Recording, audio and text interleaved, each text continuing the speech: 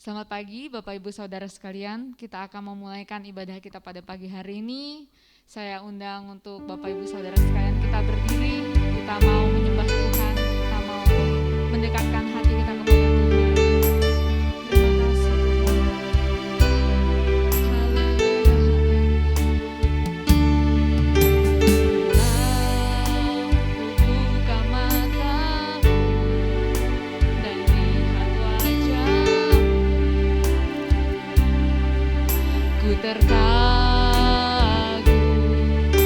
bila ku lihat hidup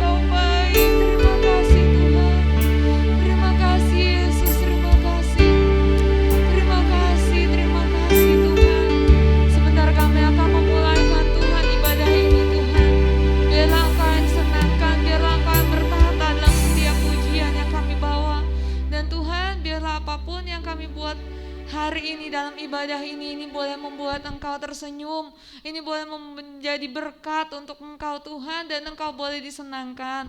Terima kasih Tuhan, terima kasih Yesus. Kami siap mulai ibadah kami dalam nama Yesus. Haleluya. Amin.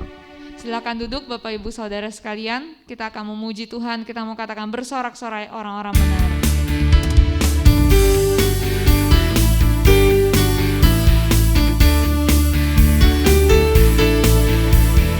Bersorak-sorai orang-orang benar yang dalam Tuhan. Bersorak-sorai orang-orang benar yang dalam Tuhan. Bersorak-sorai orang-orang benar yang dalam Tuhan. Bersorak-sorai orang-orang benar yang dalam Tuhan. Jiwaku memupung tinggi seperti Raja Wali di langit. Sebab besar kasih-Nya pada kita, aku bersuka cita. Bersorak-sorai orang-orang benar yang dalam Tuhan. Bersorak-sorai orang-orang benar yang dalam Tuhan. Jiwaku memupung tinggi seperti Raja Wali di langit. Sebab besar kasih-Nya pada kita, aku bersuka cita. Bersorak-sorai orang-orang benar yang dalam Tuhan.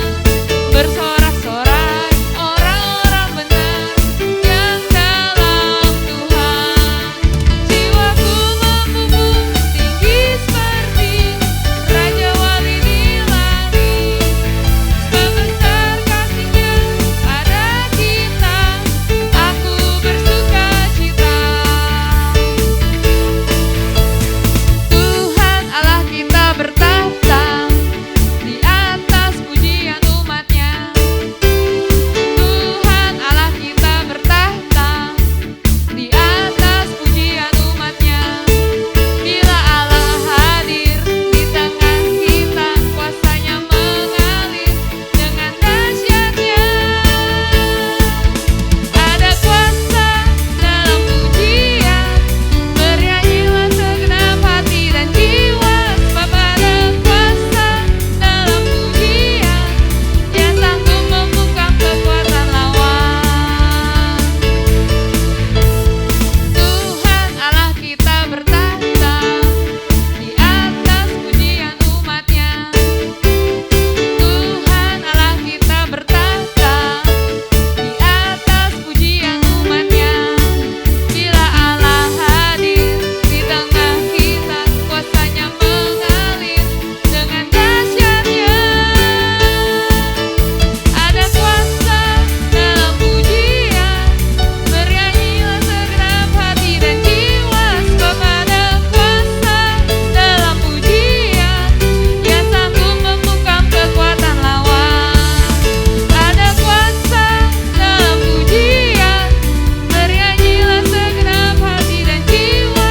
Sebab ada kuasa dalam pujian, Dia sanggup membungkam kekuatan lawan. Ada kuasa dalam pujian, bernyanyilah segenap hati dan jiwa. Sebab ada kuasa dalam pujian, Dia sanggup membungkam kekuatan lawan. Dia sanggup membungkam kekuatan lawan. Haleluya. Puji Tuhan. Kita mau menyiapkan hati kita untuk mendengarkan firman Tuhan. Saya undang untuk Bapak Ibu Saudara sekalian untuk bangkit berdiri.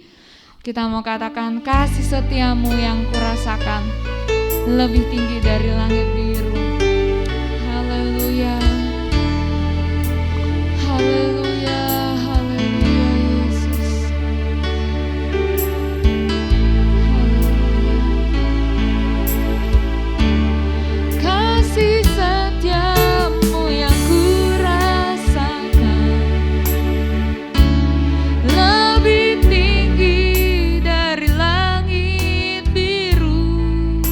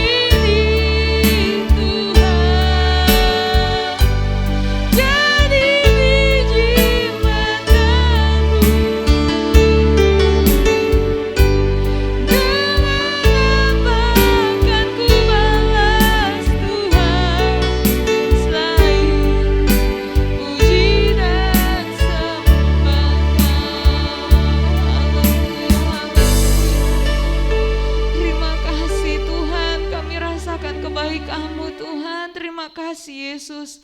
Terima kasih karena kami masih boleh punya kesempatan Tuhan untuk kami boleh memuji Engkau, untuk kami boleh menyembah Engkau. Kami tahu Tuhan ini berkat yang besar dalam hidup kami. Kami tahu Tuhan ini kesempatan yang Engkau berikan, ini karunia yang Engkau berikan Tuhan untuk kami. Terima kasih Tuhan, terima kasih. Biar lewat apa yang kami bawa melalui mulut, bibir, lidah kami, hati kami, itu boleh berkenan di hadapan Engkau. Sebentar kami mau duduk diam mendengarkan firman-Mu, kami buka hati kami buka pikiran kami. Bila kiranya Engkau berikan kami pengertian untuk memahami setiap firman yang hamba-Mu beritakan. Terima kasih Tuhan, terima kasih Yesus, terima kasih. Kami siap mendengarkan firman-Mu Tuhan, hanya di dalam nama Tuhan Yesus Kristus kami berdoa. Haleluya, amin. Silakan duduk Bapak Ibu Saudara sekalian. Untuk firman Tuhan saya serahkan kepada Saudara Freddy.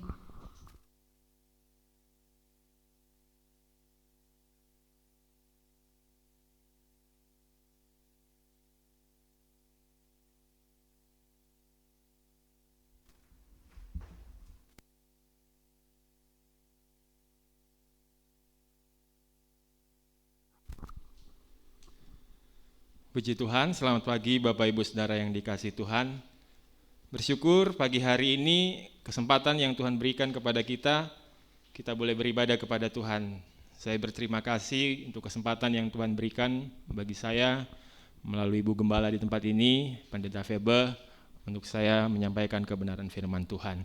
Kita langsung buka kebenaran firman Tuhan pagi hari ini, terdapat di dalam 1 Yohanes 4, ayat 7 sampai yang ke-12. 1 Yohanes 4 ayat 7 sampai yang ke-12. Saya akan bacakan.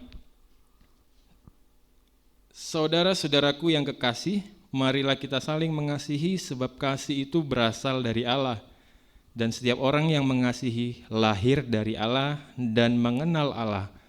Barang siapa tidak mengasihi, ia tidak mengenal Allah. Sebab Allah adalah kasih. Dalam hal inilah kasih Allah dinyatakan di tengah-tengah kita, yaitu bahwa Allah telah mengutus anaknya yang tunggal ke dalam dunia supaya kita hidup olehnya. Inilah kasih itu, bukan kita yang telah mengasihi Allah, tetapi Allah yang telah mengasihi kita dan yang telah mengutus anaknya sebagai pendamaian bagi dosa-dosa kita. Saudara-saudaraku yang kekasih, jikalau Allah sedemikian mengasihi kita, maka haruslah kita juga saling mengasihi.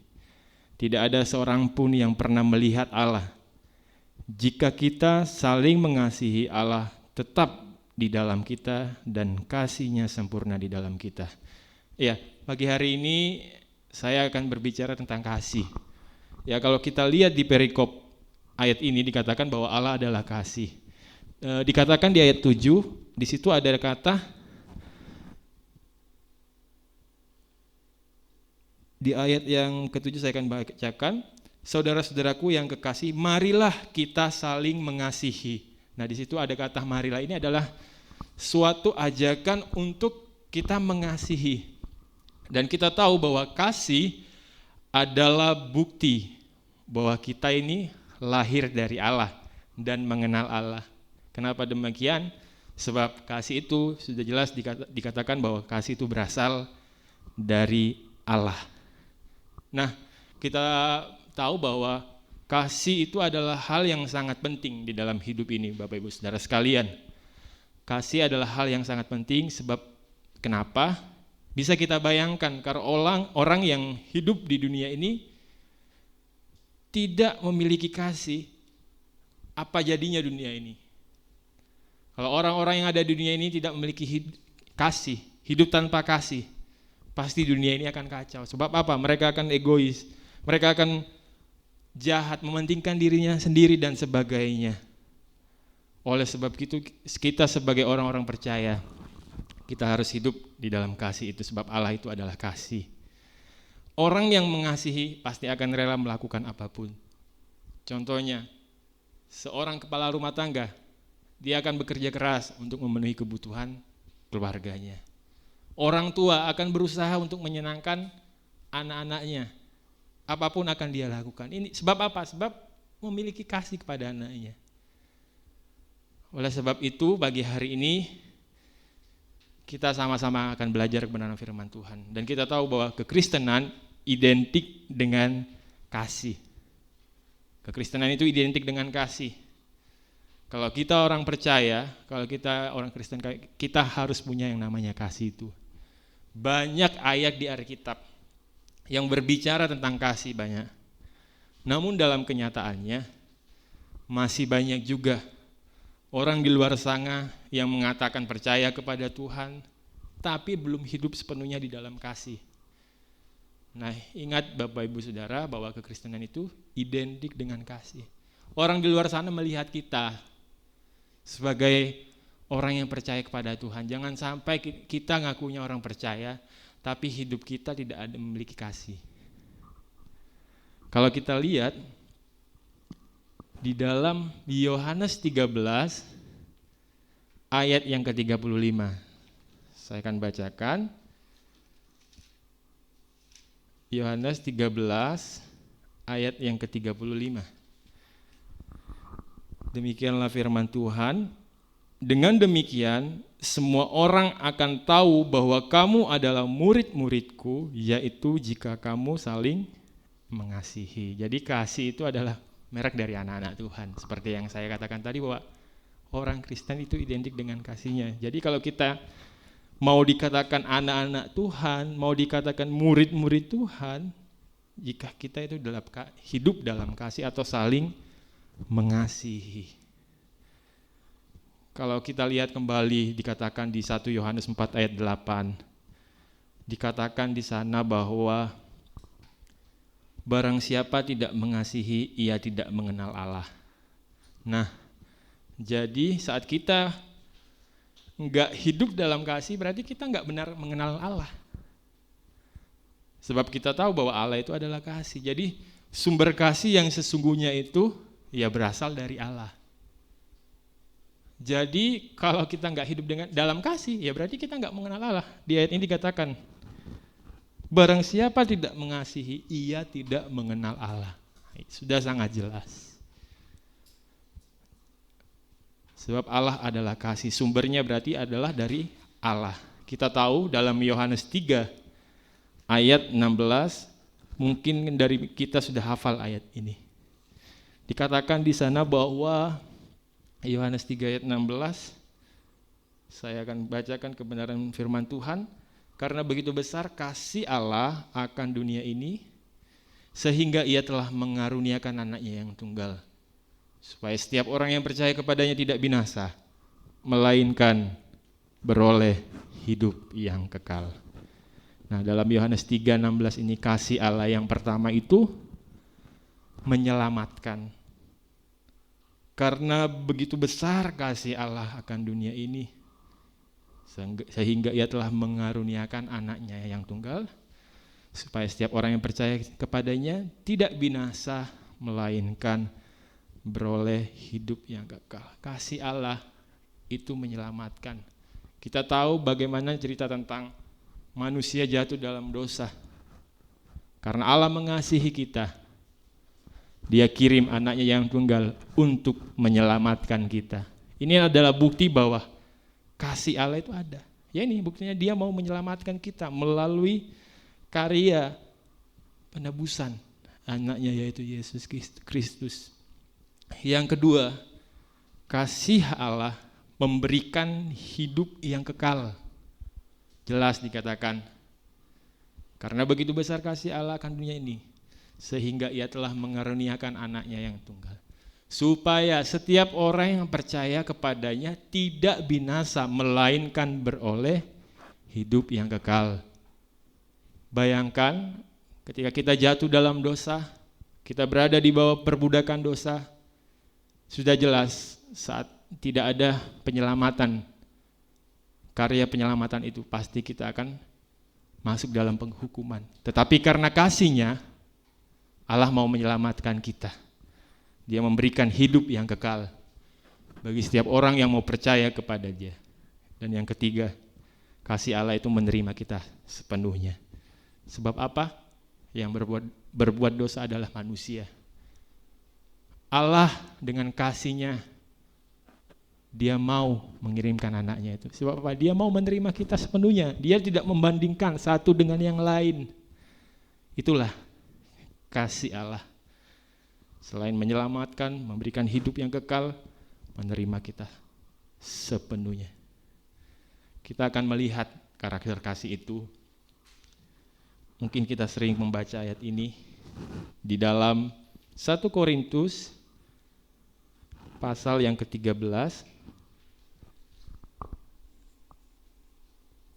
1 Korintus 13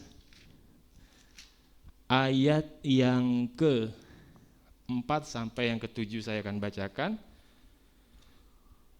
Kasih itu sabar, kasih itu murah hati, ia tidak cemburu, ia tidak memegahkan diri dan tidak sombong, ia tidak melakukan yang tidak sopan dan tidak mencari keuntungan diri sendiri. Ia tidak pemarah dan tidak menyimpan kesalahan orang lain. Ia tidak bersukacita karena ketidakadilan, tetapi ia bersukacita karena kebenaran. Ia menutupi segala sesuatu, percaya segala sesuatu, mengharapkan segala sesuatu, sabar menanggung segala sesuatu. Inilah karakter kasih. Kasih dikatakan sabar, murah hati, dan sebagainya. Ini harus kita miliki sebagai anak-anak Tuhan atau murid-murid Yesus. Sebab Dia adalah kasih. Sumber kasih adalah dari Yesus, dari Allah sendiri. Oleh sebab itu kita juga harus memiliki kehidupan yang seperti ini.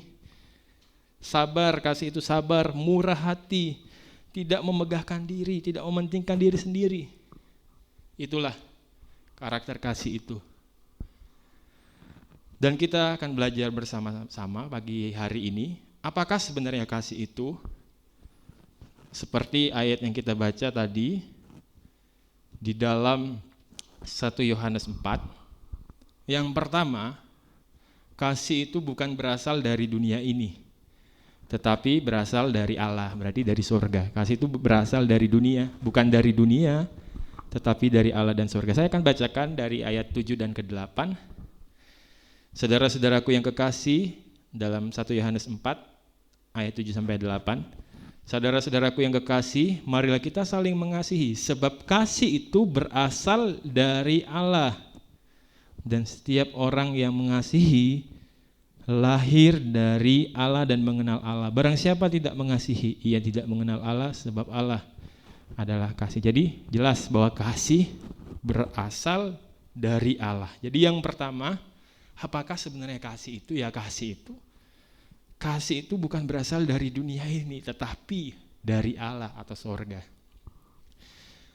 Ungkapan kasih berasal dari Allah di ayat 7 ini sebagai penegasan bahwa kasih yang sejati sesungguhnya bukan berasal dari dunia ini, melainkan dari sorga. Kesalahan yang fatal bila kita mau mengasihi berlandaskan kasih yang dari dunia. Sebab apa? Kasih yang dari dunia ini sifatnya sementara. Berbeda dengan kasih Allah yang tulus dan kekal adanya. Jadi kasih yang dari dunia itu bersifat labil. Kenapa? Karena dipengaruhi dengan kondisi dan keadaan.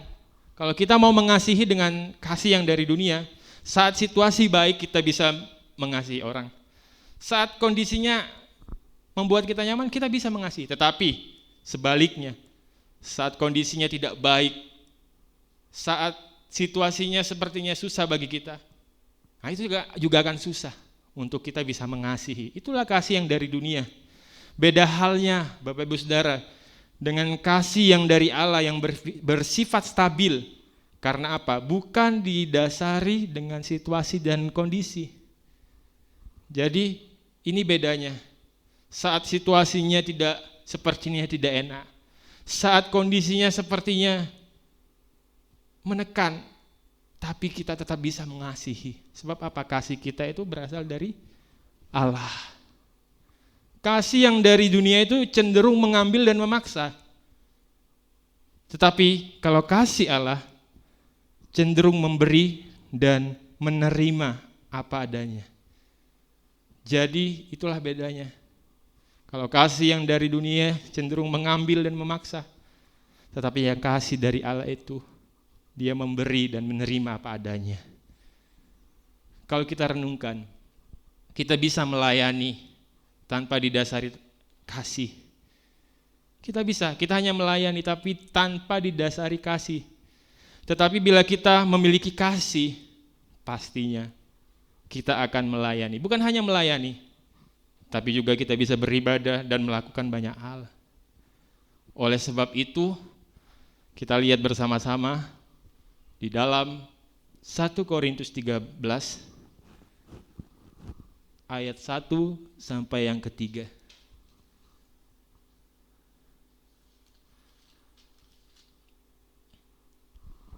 1 Korintus 13 ayat 1 sampai 3. Sekalipun aku dapat berkata-kata dengan semua bahasa manusia dan bahasa malaikat, tetapi jika aku tidak mempunyai kasih, aku sama dengan gong yang berkumandang dan canang yang bergemerincing. Sekalipun aku mempunyai karunia untuk bernubuat dan aku mengetahui segala rahasia dan memiliki seluruh pengetahuan, dan sekalipun aku memiliki iman yang sempurna untuk memindahkan gunung, tetapi jika aku tidak mempunyai kasih, aku sama sekali tidak berguna. Dan sekalipun aku membagi-bagikan segala sesuatu yang ada padaku, bahkan menyerahkan tubuhku untuk dibakar, tetapi jika aku tidak mempunyai kasih, sedikit pun tidak ada faedahnya bagiku. Jadi kasih itu sangat penting, memiliki kasih itu sangat penting. Sebab apa? Dalam 1 Korintus 13 ayat 1 sampai 3 dikatakan, segala sesuatu yang dilakukan tanpa didasari kasih sama sekali tidak berguna.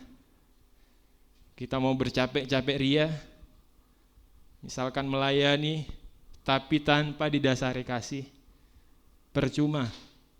Kita membantu orang mungkin di luar sana, tetapi motivasi kita bukan atas didasari kasih, karena kita sudah merasakan kasih Allah.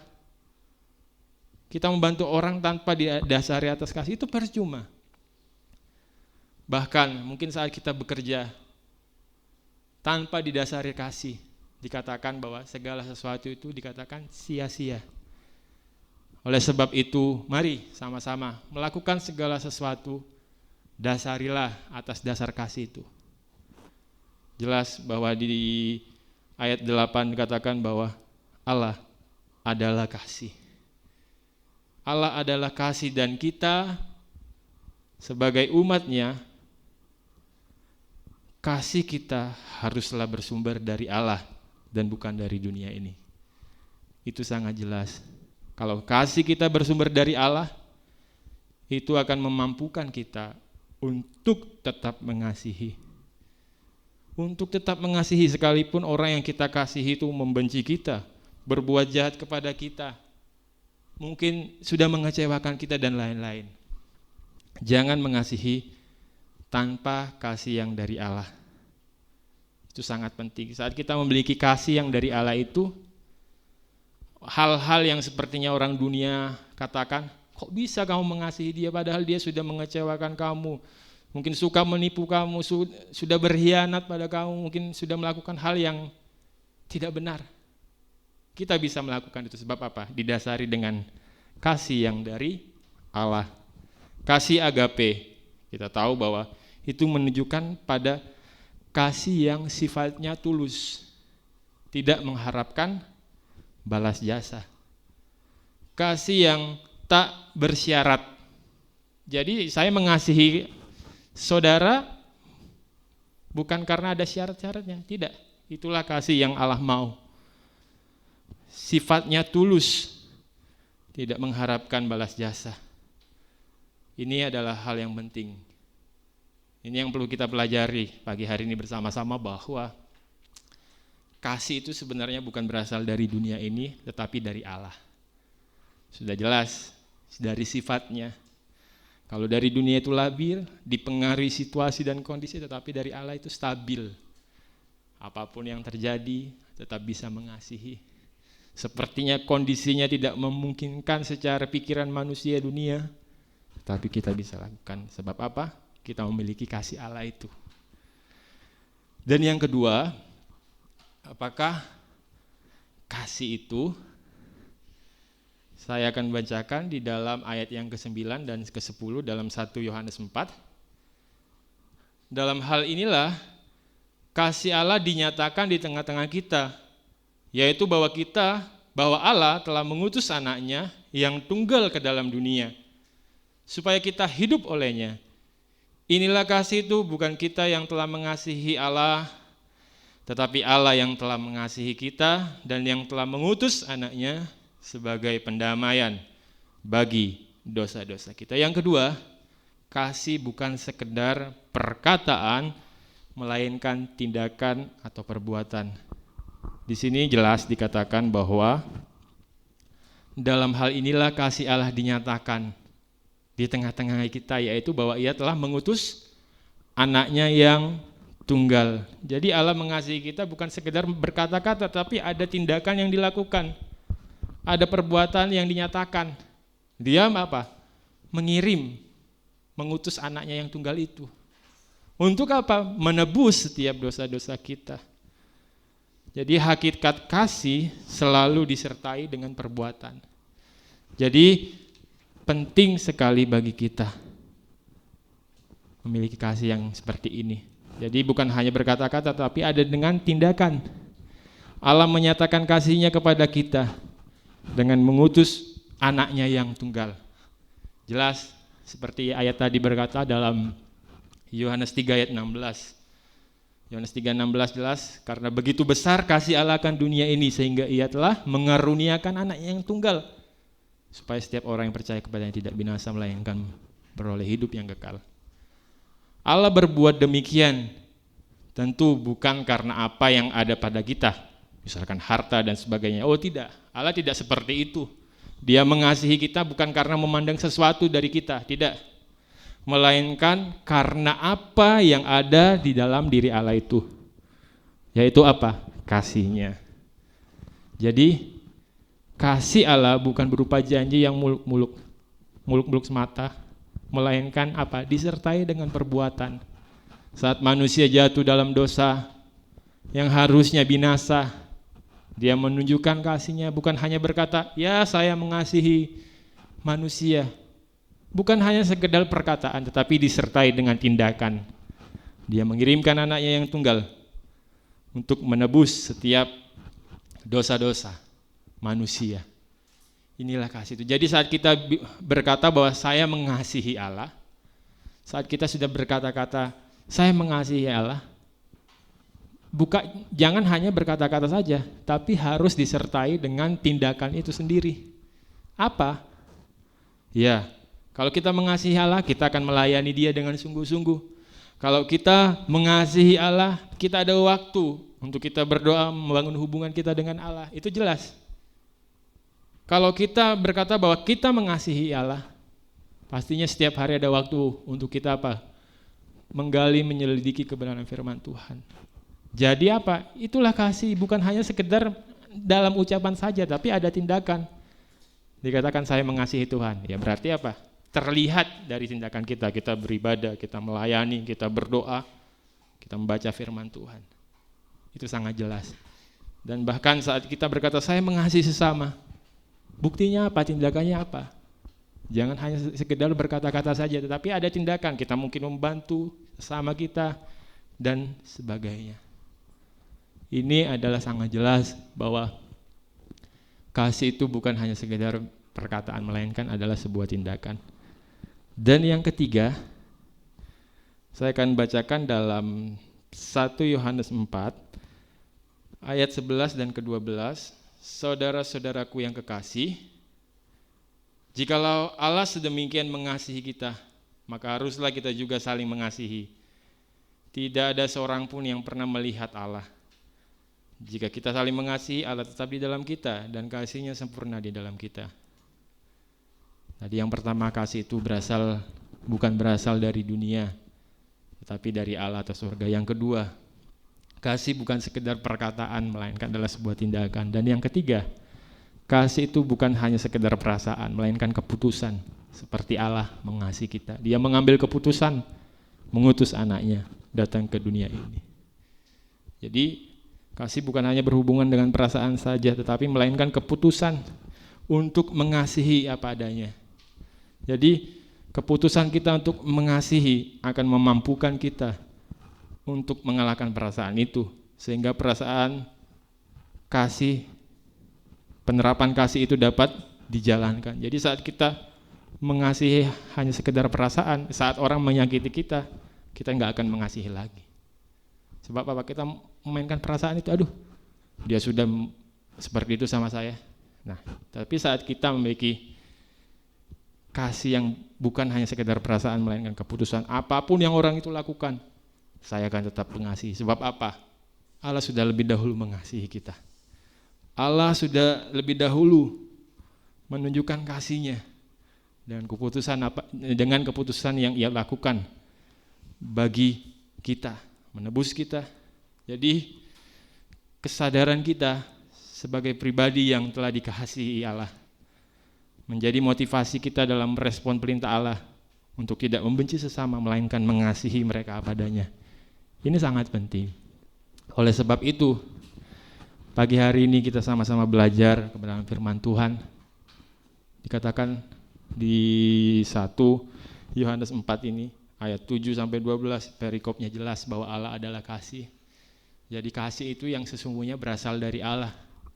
Dan sudah jelas kita sebagai anak-anak Allah harus mencontoh kasih yang sudah Allah tunjukkan bagi kita. Kasih yang seperti inilah yang Tuhan mau. Kasih yang seperti inilah. Kasih yang bukan hanya sekedar perkataan, melainkan adalah sebuah tindakan. Kasih yang bukan hanya sekedar perasaan, melainkan sebuah keputusan. Kalau kita ingat cerita tentang anak yang terhilang, si bungsu dan si sulung, itu dalam Lukas 15 ayat 11-32, tapi saya nggak akan bacakan.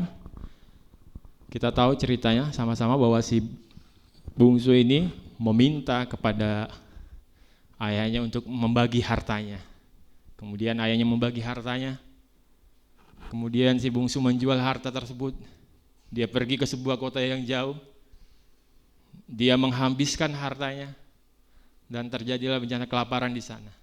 Akhirnya si bungsu ini bekerja kepada orang di kota tersebut sampai-sampai dia kelaparan, mau makan ampas babi dikatakan, tapi enggak dikasih. Kemudian dia ingat, pekerja-pekerja di tempat bapakku, kehidupannya tidak seperti ini, mereka lebih baik daripadaku. Lalu apa yang diambil, keputusan yang diambil si bungsu? Dia mau kembali kepada ayahnya. Dia mau bekerja awalnya. Tetapi dari jauh ayahnya melihat si bungsu. Dia menyambutnya. Ayah ini memiliki kasih padanya, kasih yang tulus itu. Kasih yang seperti Allah ini. Dia tunjukkan.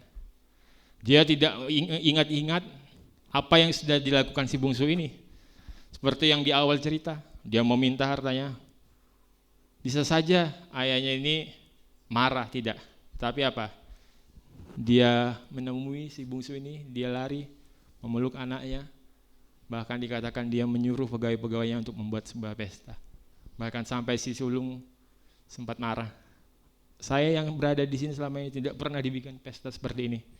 Tetapi si bungsu ini yang sudah menghabiskan harta, tetapi dia mau orang tua ayahnya ini mau membuatkan sebuah pesta.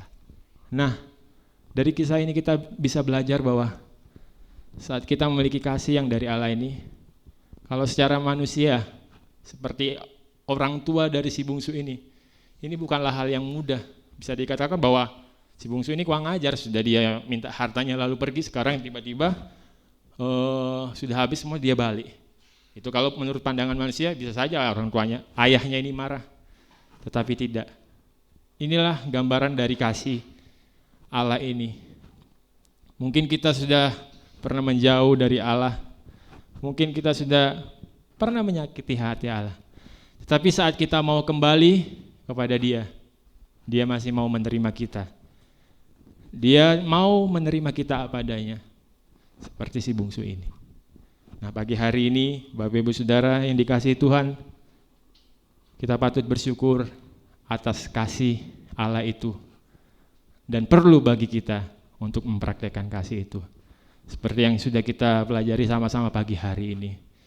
Biarlah firman Tuhan ini boleh sama-sama kita ingat, boleh sama-sama kita lakukan.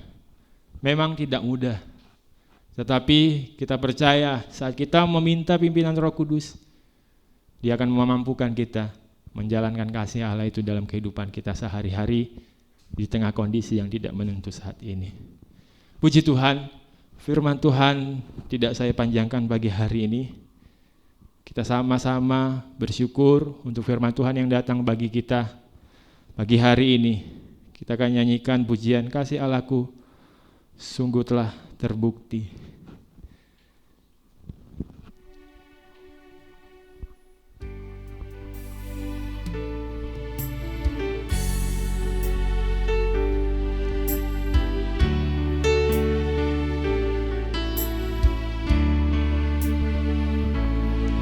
Kasih Allahku sungguh telah terbukti ketika Dia serahkan anaknya. Kasih Allah mau berkorban bagi kau dan aku. Tak ada kasih seperti kasih-Mu, kasih Allahku. Kasih Allahku sungguh telah terbukti ketika Dia serahkan anaknya. Kasih Allah mau berkorban bagi kau dan aku. Tak ada kasih seperti kasih-Mu. Bersyukur, bersyukur, bersyukurlah, bersyukur karena kasih setia-Mu. Ku sembah, ku sembah, ku sembah dan ku sembah. Selama hidupku ku sembah Kau Tuhan. Bersyukur, bersyukur, bersyukur, bersyukurlah, bersyukur karena kasih setia-Mu. Ku sembah, ku sembah, ku sembah dan ku sembah. Selama hidupku ku sembah Kau Tuhan. Kasih Allahku sungguh telah terbukti. Kasih Allahku sungguh telah terbukti